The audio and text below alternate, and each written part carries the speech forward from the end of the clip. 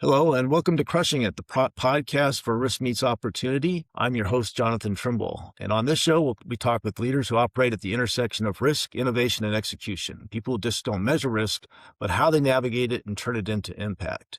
Today on Crushing It, I'm joined with Xiaochen Zheng, who is the Chief Responsible AI Officer and Executive Director at AI 2030, where he leads efforts to shape ethical, practical, and impactful AI adoption across industries. So Xiaochen, welcome to Crushing It. Can you talk a little bit about 2030 and what where the genesis of that idea came from?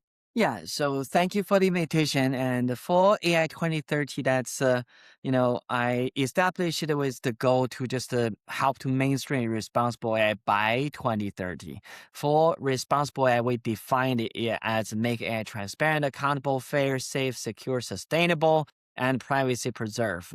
And it's very clear that, everyone is talking about AI, everyone is working on AI. So when you talk about responsible AI, what does it actually mean when you move past the buzzwords? Yeah, so then make AI responsible. We develop our framework. There are tons of framework exist there.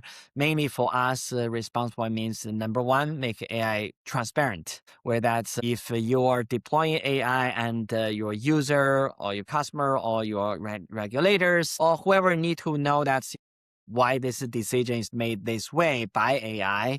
And you can really come back to say, okay, let me just tell you. And but a lot of time that's a lot with AI, and then those kind of transparency disappear. And then many organizations just say, we don't know. It's a black box. And that answer itself is not good enough. So transparency include, also explainability within AI. And then bias.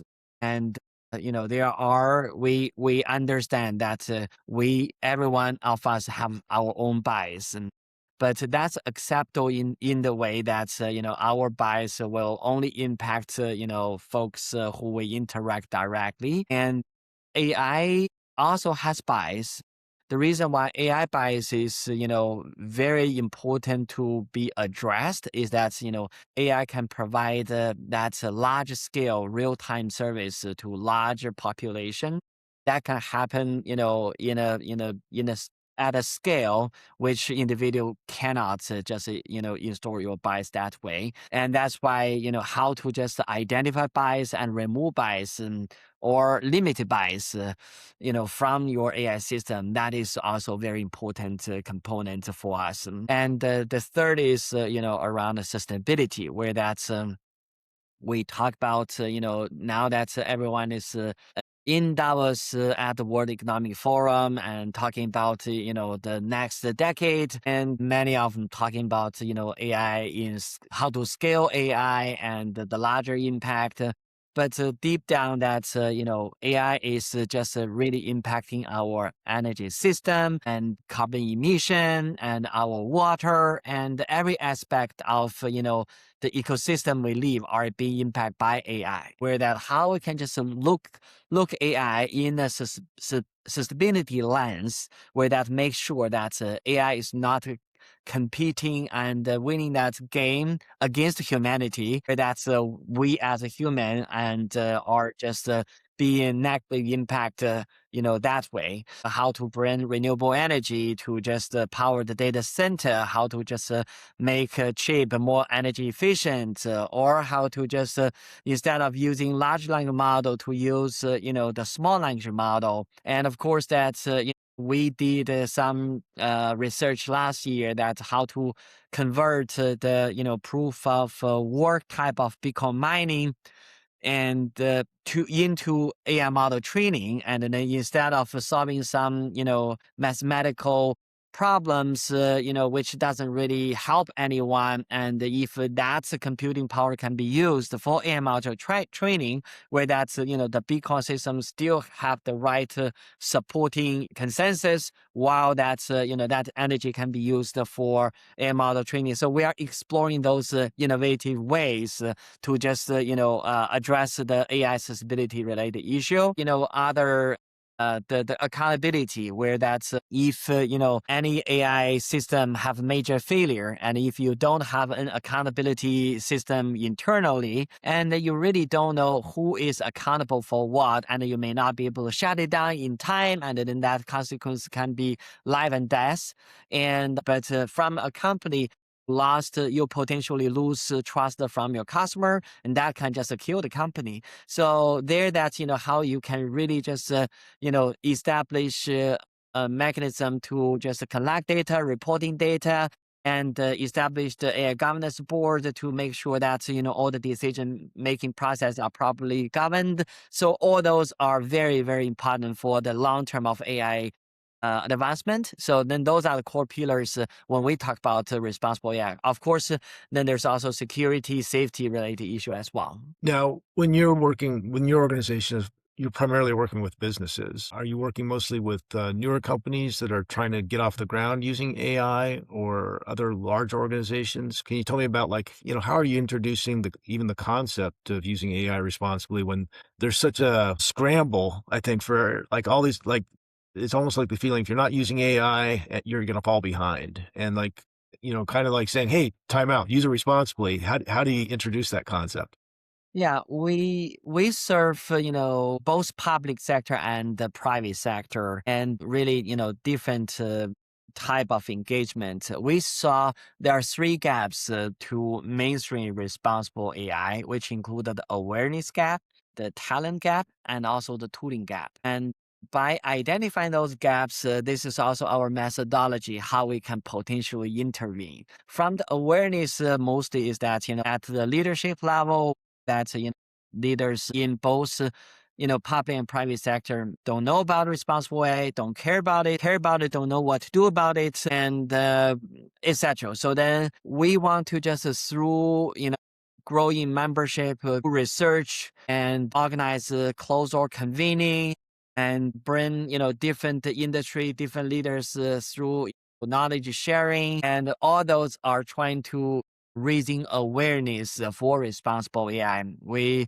in the past few years we organized over 100 of events, and Wow. by over 10,000 people. And then, through those events, we brought leaders or experts together, and then to really, to raising awareness that way. And we published, our framework, public paper, and that is from the awareness. Then from the, the second gap is the talent gap. Mostly, if a company want to, do AI responsibly, then there are tons of gaps. So one of the key gap is that, if you don't resource properly, and then of course, your AI team, if you don't resource person who know about ethics, know about, social science or humanity, and only know engineering or coding, and then you say, hey, build it responsibly, and they just don't have it. How can you just make sure that they, whereas through education, we want to help the emergence of a new type of responsible AI leaders, and from the entry level job or professional and the students, how they can just be, AI ready. So we developed our certified responsible AI leaders course. We also have, that is for leaders. We have the Collaborate Intelligence Campus. That is for the student and entry-level professionals. The third gap is around the solution gap. You have the willingness, you have the people, but then you want to do it. And then, I heard the town, a lot of time, and then they will say, okay, we don't have the tools. And we cannot reducing carbon emission, or we cannot reducing, energy consumption, or we cannot take PI data of, from this model, or we cannot just understand the risk exposure from. So we just don't have the tools. And then actually the tools are available. So that the gap is that, how to reduce the technicality of accessing those tools, and how to help those innovators who are building those tools to scale. So then we launched our responsible AI marketplace, and that's, we curated over 5,000 responsible AI tools, and then under, to put them under different pillars. So to make it easy for, users or builders to access them, we leverage our community experts to just audit each tool, so then they can just get a better understanding what are the risk exposure of using each tool. Then they use, with more confidence. And the other side that we also, have our AI 2030 accelerator program, where that's we identify the responsible AI solution builders or innovations, and we through our program to help them to scale. And our program including go to market model, and including the product validation model, fundraising model, and also the go global model. And through those 4 months of work, and then we have supported many of the responsible startup to grow. And our last cohort, 2 of the winner were, one is Solus AI, which is solution which is built to help those AI models users or company to reduce or remove bias or address the bias related issue. And the other is Riley AI, and this is from entrepreneur and also professor. And the solution itself is then they build a AI optimizer to just make AI models reliable, and then you can easily to identify where things go wrong within the model, and to just make changes accordingly and make sure that the AI perform as it promises. And so those are some of the examples, and we'll continue to just incubate, accelerate, and scale this kind of solutions, and help them to just solve the right problem for the right people. So, probably most of our listening audience, they're familiar with the tools that everyone uses, like ChatGPT or Gemini or Grok or generative AI. Now, when you're talking about models that, there's a lot more emphasis on how to use it correctly and responsible. Can you talk a little bit about where does it move to, like, suddenly we got to make sure that it's giving the correct answers? It's not necessarily always generative AI. It's different types of AIs. Is that right? So, like, I guess my question is, can you kind of draw a picture a little bit about where's AI being incorporated in these areas where it's really critical that, this responsible AI framework is applied? Take sustainability as an example, where that's, we're talking about the data center, we're talking about the chips, which are at the infrastructure level, and how to just make it sustainable. And then at the model level, we are talking about, do we use a large language model, and which, can answer any question, or do you, develop smaller model, which is tailored to the problem, and then where that's, per search carbon emission for, these 2 models are very different. So those are the examples where then, it can really touch at different stage or step within the life cycle into the model.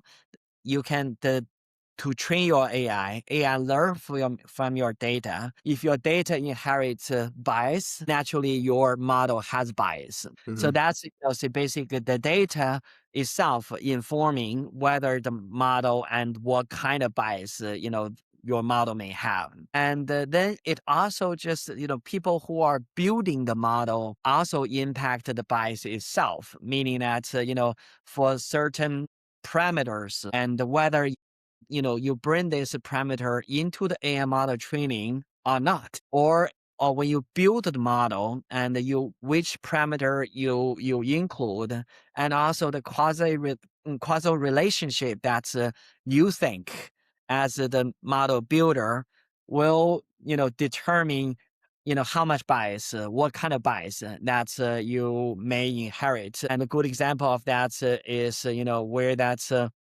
when one of those program trying to address the healthcare insurance and healthcare related issue for those who are marginalized, who are disadvantaged, where that's because they include wrong parameter in the model, where that's naturally that's people who have a lot more access to the healthcare service now and becoming the ones who need to be subsidized. That's totally against what is the model being built for. So there, that's how to design a model, which parameter or should be included, and all that will also impact the model itself. Now, of course, that's when you just look into the deployment part, where that's say when you just have this model is started to using AI to deliver service, where that naturally you have people who have more access to technology. You have people who don't. And the example is, I worked a lot on central bank digital currency in the past, where that's if we in many countries that's money or to access to money is a human rights, right? And where that if you say that any or in the future the money is digital, where that's then the person who don't have a digital device, you may be excluded from the the future of economy or your daily activity. Bring that back into the AI system, AI becoming the ultimate service delivery, and where that there are people who don't have access to AI, and that itself, will also jeopardize, the goal of exactly where that you no matter if from the human development or commercial side, you may if your any of your solution be facilitated by AI,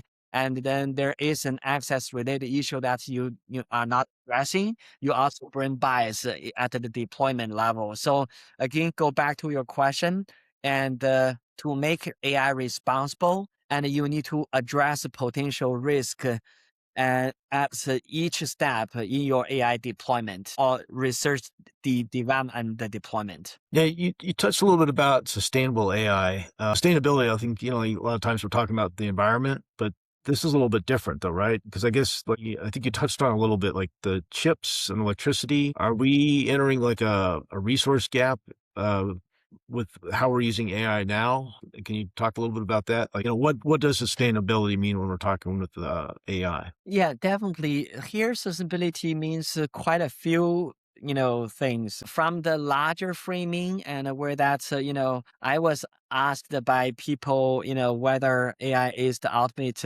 terminator for humanity. So that's, I think you probably also talk to people, who share that with you in the past, where that's the ultimate sustainability, where that's if humans being totally replaced by AI, and then there's for humanity, there's no sustainable accessibility now. Yeah. So that's itself is how we can just make AI serve humanity rather than to replace humans.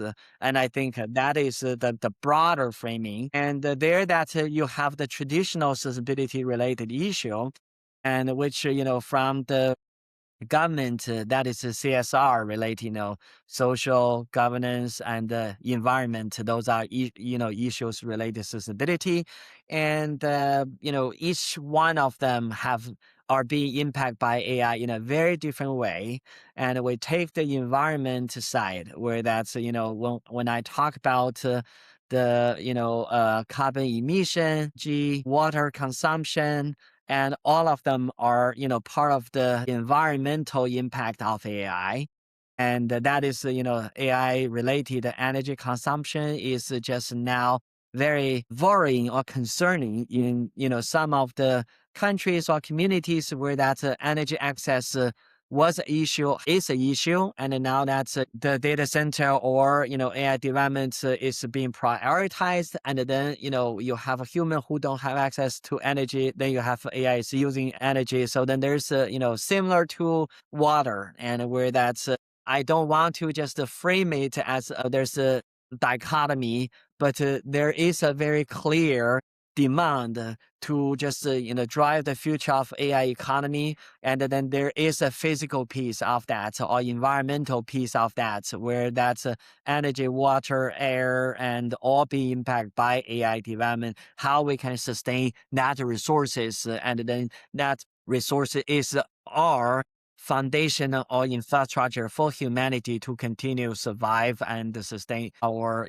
humanity. So that is from the environmental side. And then you look at the governance side, that where that AI governance now is with what is happening and with competition as the main framing in the international relation, where that's if we have multiple, or each country has your own AI governance framework, and then AI is just dominating every aspect of our life, and then no system talk to each other. You can imagine that for transportation, financial service, or any of the service that we are very familiar with now, if the governance, AI governance, is not being coordinated properly, and what kind of fragmentation that we are going to experience in the future. And then from the social side, where that's one of the main framing I always use is human machine collaborative intelligence. It's now that's your intelligence and my intelligence are being judged, assessed as our pure human intelligence. Any tools are just these are tools. So with AI and our intelligence, there's a total intelligence as a collaborative intelligence, which means that our intelligence in the future are at least two parts. We have other part is AI empower us, but this is all part of us. And meaning that if now that's everyone compete at the human intelligence level, but in the future is that whether you have that machine intelligence as part of you determine how successful, how competitive, how fit you are in the system. And that itself will just redefine the, social issues. And people who, don't have may, have even less. And, there that you can just really just create more gaps. And so how to just really make sure that this collaborative intelligence are being shared, amongst all communities. And then we have this, foundation where that's everyone strive together. That itself, AI is just impact, everything what we do in terms of social progress, social development, economic, development, and yeah. So I've read that, I guess the perspective that the countries that invest the most in AI, make the best use of it, kind of get ahead of the AI arms race, will probably dominate the near future. But it sounds like even on a community level, it has that same effect, where those people that use and have access to more powerful AI tools, there's almost like a continued stratification of society, where those people that can have the use of AI, they're going to leap forward, whereas those that don't take advantage of technology, they're going to kind of stagnate. Yeah, absolutely. We just submit a grant proposal for New York City, and where that's the philanthropist organization recognized the problem, where that certain zip code where that's will have much less access to the the technology, to the knowledge, to the opportunities. And those are all AI related opportunities, and which are determining the future of those, younger generation. If just we leverage, say, without any intervention and through the, market will not correct that. And you will have those community who have less access now, have only the human intelligence part, don't have any of, then of course you compete, then you know that this community will remain just, there's no progress or less progress. So definitely at the community level, it has a tremendous implication. Yeah, that's a lot to digest. So one thing that you talked about was the talent gap, or not having the right types of knowledge when you're taking on an AI project, where it shouldn't just be engineering. So like a lot of times when we're doing, like, AI is probably handled like just any other engineering project nowadays, where you bring in all the IT people and you start building. You have your project manager, you have your software folks, you have, some other people that are really deal with technology on a regular basis. So if a company is kicking off an IT or an AI project, is there someone that you would recommend that they have in the room as well? Yeah, absolutely. From the AI, from research, development, deployment, and there are many things need to be done. Then currently that is so lean, and where that's a lot of steps are just being taken away. And from the research side, where that's and a lot of at the research side, you need to just really bring the right data. And naturally, if you have only the builders in the room, and then they have limited understanding of social science, and they don't understand a certain problem will impact different people differently, or different people just from the data labeling labeled in a wrong way, and or certain communities data are not being included, or then they don't understand by excluding those kind of data sets, and your model already is biased Yeah. from beginning, then you just have make your the best judgment to say, hey, this is the result, very scientific, we build it scientifically, and the results, if you follow that model's logic, it's perfect. And then you don't understand the result, why the result is so unpleasant. And through that process, you need to, number one, have the social scientists and all that to just bring that understanding of the humans, communities, people who you want to serve into the problem definition, define the right parameters, and in the AI model training, and also building the model reflecting the diversity of the customer base that you try to serve from this solution. Then at another level, you also need to have people who have the ethics background, where Hmm. that's to be ethical for you might be unethical for me.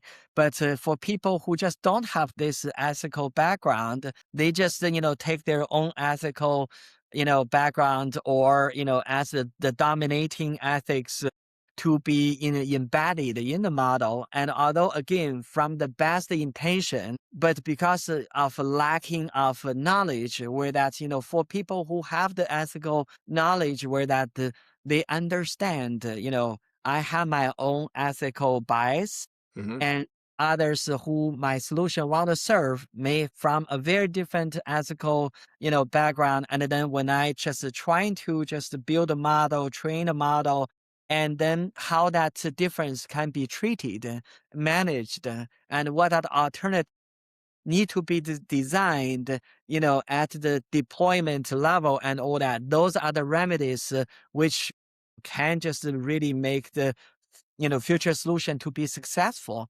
But if you don't have people who have the ethics background, naturally, then you will not be successful. And another part, if we always see that some of the stakeholders who AI is going to serve are not at the table from the beginning, where Hmm. that's we take a good example in the healthcare, where that's leveraging AI for drug discovery, and to generate a personalized healthcare has been achieving tremendous result. But we also saw examples where that's the AI only know certain population and a certain skin color, where that's when a different skin color come to using AI to, for a diagnostic, result, for example. And because AI are not trained with certain data sets, and then even, that's, for example, that's a cancer, or that's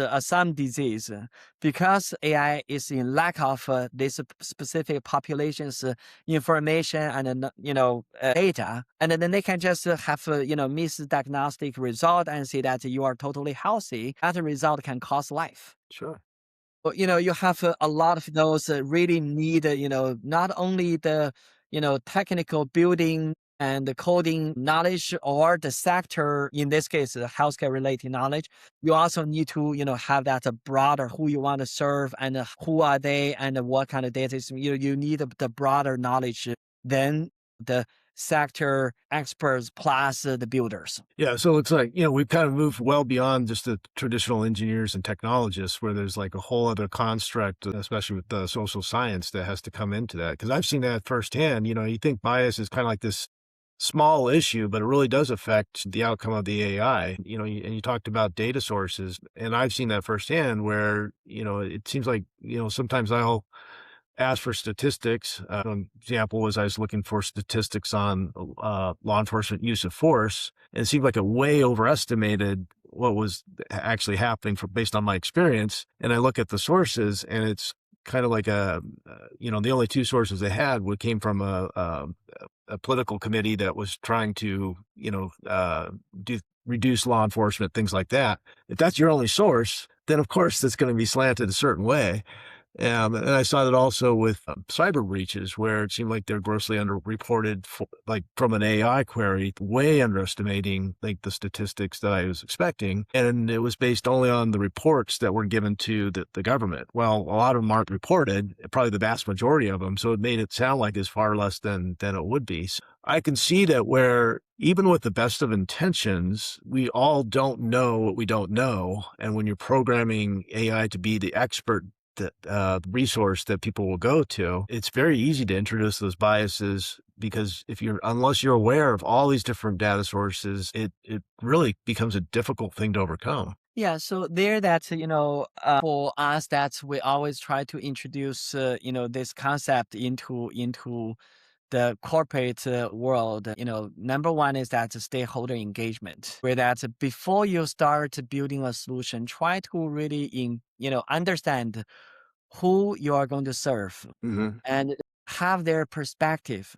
And, good example is that if your solution is to serve those who are, economically disadvantaged, and where that if, in the whole room, other builders are in the high tech, where that's living in the large house with access to all the services that's and they say you can build a technically really great solution for yourself, Right. but because you are in lack of that understanding of the problem what they are facing, naturally your solution after you roll it out, that will not be successful. So before you start working on the solution, try to at least have your team to be educated by your customers who you are going to serve. So that's why, as part of our accelerator program, we help our early startups to build a customer advisory board, and that itself is we want to make sure that hey, you want to serve this population, you understand what they care, what are their problems, and then you are solving the right problem, not some imaginary problems.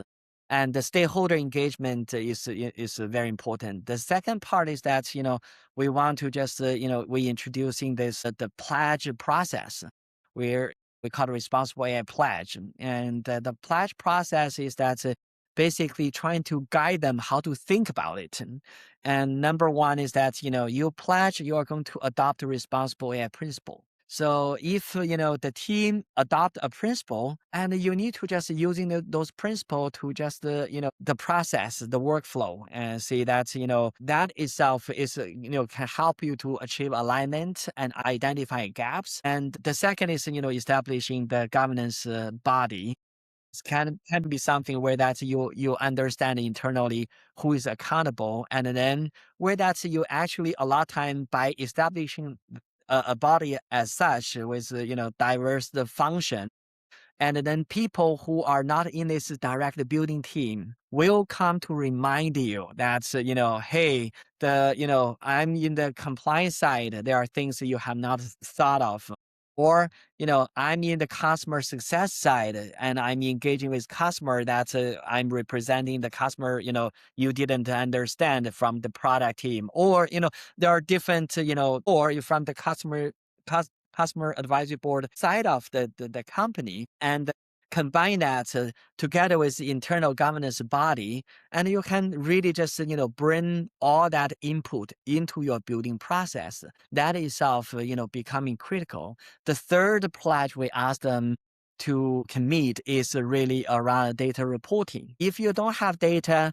And you're becoming each of the AI building process is customized, and any individual go into a process is new to this person or to this team. But if you have collected, right data, reported properly internally and externally, where that's any team come to building AI product for the company, and then there is, lesson learned. There's, the workflow being designed, and there's a consequence, which suffered, and all that data point will becoming very important for the team to be informed, to make informed decision. We don't claim that any company will just, produce, create a perfect product, deploy in a perfect way. But, with those measurements being installed, and where that you have a much higher likelihood to be successful to meet your final customer's need. Yeah. So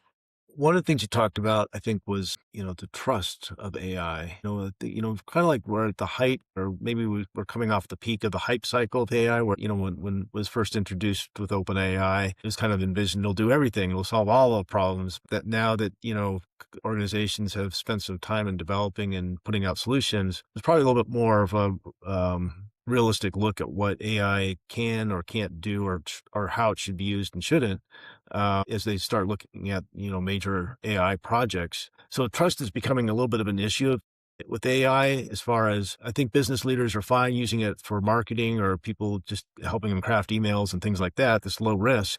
But when you start looking at using AI to make decisions that could affect automatically, with that affects reputation of the business or the financial outcome, how do organizations build that trust using AI without slowing innovation? Yeah, and for me, it's really, it's number one is to redesign the work. And, from what you explained there, that I think a lot of leaders in the business still take AI as a tool. And where that's, for me, I'm probably a little bit extreme, in my mind, that's, AI should be part of us. Hmm. And it's like, this is the our left hand and right hand, which combine together to solve one problem. And we need to redesign the work itself as what are good for my left hand, what are good for my left hand. And then when we bring the two hands together, that's how we can just the most effectively solve the problem. So from that framing itself, and then you can just revisit the question that you suggested. Number one is that I don't see there is a dichotomy between innovation speed and doing AI responsibly. And because the reason is that if you designed the work, redefined the process, and then actually that, although this redesign, redefine, and all that need time, you when you look at from beginning, yes, that may just translate into more time, all that at the beginning. But if you have now, and this all your workforce have that work being designed that way, coordinated that way, and and you have the collaborative intelligence is installed throughout the process, you will be a lot more faster than anyone else. So in this, at the beginning, you suffer some, inefficiency, and later you gain that back. So there, that's, you are not really just a slow down. You actually potentially are a lot faster. Hmm. So that is really how I think. And Xiaochen, you talked a little bit about AI being a part of our personal intelligence and on the right hand or the left hand to us. So we're going to ask an uncomfortable question. Well, the question might be uncomfortable to some people, is like, where do you see AI going on a personal level in the future, like 5, 10 years from now? Or, I think some futurists have said, everyone's going to have a chip in their brain that augments their thoughts. Or, what do you think is going to be the trend for the personal use of AI? Yeah, so that's the number one thought there is really it's a social, economical, political negotiation, and it's much less a technical problem. Where Hmm. that's to put a chip into human's brain and then to make a human function very differently, more powerful, more effective. That's all highly possible, or it's very feasible. There's no doubt. And I think anyone as of now still think that is technologically is not possible within a few years. And that's itself, I don't think is the reality. Reality is that that can happen technically easily. But and I think whether we are in 5 years, 10 years, whether it will happen or not, that's a negotiation. What is acceptable, what is not, and where do we say stop?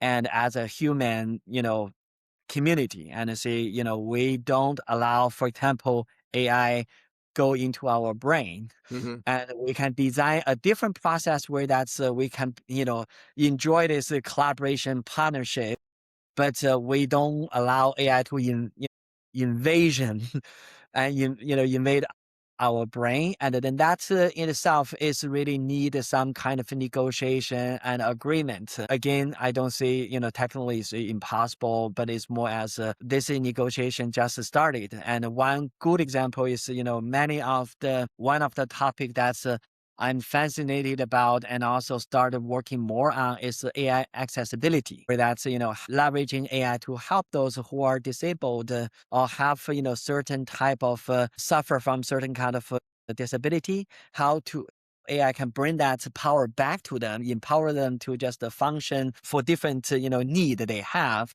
You can see that, AI can help you to bring your voice back. Hmm. AI can help you to just from the sign language, and then you don't need a third person to be there. AI can just really give you real time translation, reflecting the what the other side is talking, and it make you a lot more effective, right? So AI can do a lot, of that even as of now. And with where do we? But to help the folks to leverage AI more effectively, we can already see that in the scientific community, and also in the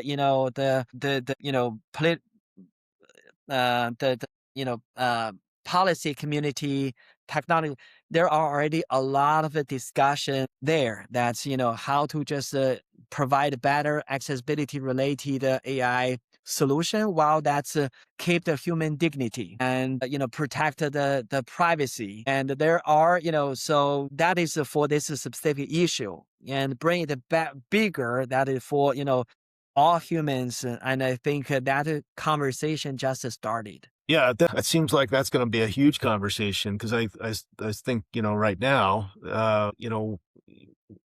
we in the United States might have more independent choice where people say, no, I'm not comfortable with you giving me a personal AI in my head.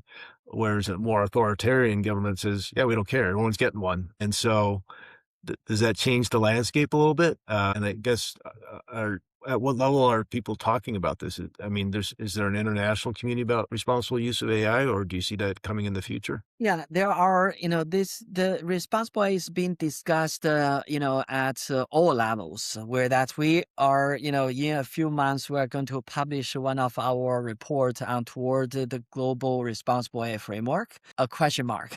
So Hmm. meaning that we don't know whether there are going to be a global framework. So, but in general, that you can see, for that study, we studied, over 80 some, framework at the international level, at the national level, at sector level, at the business level. And so this topic has been really, thoroughly researched. And there are a lot of, work or discussion on policy initiative. For example, we contributed to the United Nations Global Digital Compact. Then from business side, and then there's the ISO, and in US there's NIST risk management framework, and we contributed also to the AI governance discussion in Singapore. And I serve personally on the AI National Working Group for Malaysia. So there are a lot of organizations and entities plus countries are doing a lot of work on this. This is happening, but of course, go back to our research title, it's a question mark, and meaning that there are a lot of process. These process are coordinated, And are those results achieved from each process bring back convergence or divergence? And that itself is unclear. So, looking ahead to 2030, what gives you optimism about AI and what makes you feel cautious? I think, the most exciting thing for me is number one, to see the true ability of AI. That's number one. If now that we just see a little bit, everyone got excited about AI from generative AI. This is only one direction, or where what AI can just function and impact our life. Beyond the generative AI, and AI can do a lot more than that. So I think in the next few years, and just to explore that possibility, and then to just see more superpower of AI provide a positive impact to human life. That itself for me is very exciting. The second part is also around the trust in people, in humanity, meaning because AI 2030 is trying to create a global movement Mhm. within a very short period of time, that we have over 6,000 professionals who really are great, with great skill set, knowledge, and care about topic, and are working on this and building their own knowledge, and also empower their own community and company and all that. So the I think this group, or this people who have this desire and passion to just drive a responsible future.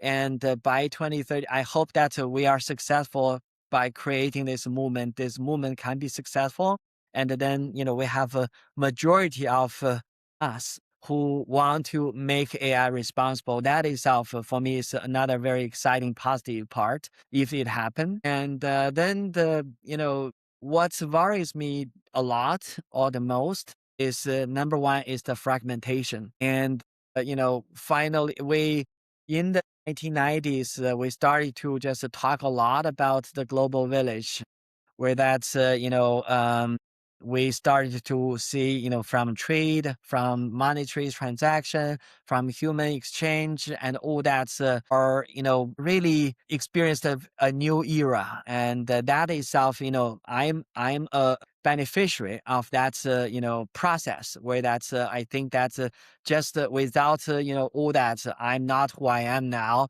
I don't have the life experience I had, or meet the people and gain the knowledge or insights from all that process. And go back to AI, where that's if this AI governance or AI system becoming siloed, and AI is transforming everyone's life, no matter how we think or how we behave, how we work, how we do business, how we learn. And then that fragmentation may just prevent us from knowing each other, learning from each other. And then that itself for me is a big concern. Mhm. And the second part is that the speed of one dimension or one pathway of AI, meaning that without seeing the power of a small language model just from generative AI, and with the success of ChatGPT, large language model, sadly all the capital just went into one pathway of AI, that's large language model. And that's over investing make us lose a lot of opportunity cost for progress, or and that may also just cause the delay in better process, better result that we can experience. The third part is, also related to speed, where that's if we are really too fast working on a wrong direction, and which we have not installed the check and balance process or guardrail, or just the reasonable reflection. And that I think itself may also just push us to an extent where that there's no way back. The reason why we call ourselves as AI 2030 is that we think mainstream responsible AI is time sensitive. It's urgent. There is a tipping point that's even we want to come back and then we cannot come back. We are dealing with, for example, if we don't do anything for now, and then the future of AGI and are really not trying to benefit humanity, and where that's but they are superior than us, and where that's we didn't use install our value into AGI, and AGI's value don't include human or don't prioritize human, and then that there's no way back. So that's why we do have a short period of window where that we can intervene, and if we don't do it in the right way, and then there is a very serious consequence. So it sounds like get involved now before it all goes to takes a terrible turn. Yeah, the I think funny you thing got about I think you got everyone's attention there, Xiaochen. yeah, yeah, So and there I had a conversation with another person who is a lot more radical than me, and meaning that I call our organization AI 2030, and then we see we call mainstreaming, and we still think that there are things to do within it. And I talked to quite a few people, and they say, oh, we only have 12 months, we only have 6 months. So people have a very different timeline.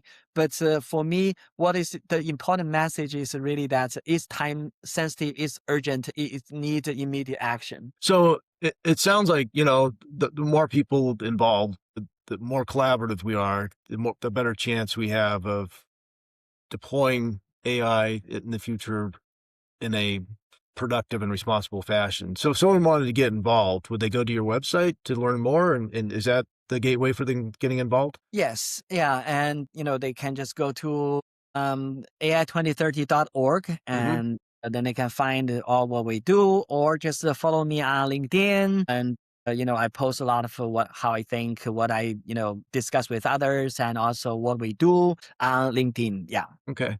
But this sounds like a conversation that just about anybody with a perspective could probably add value to, because it's not just a technology problem, it's really a social problem.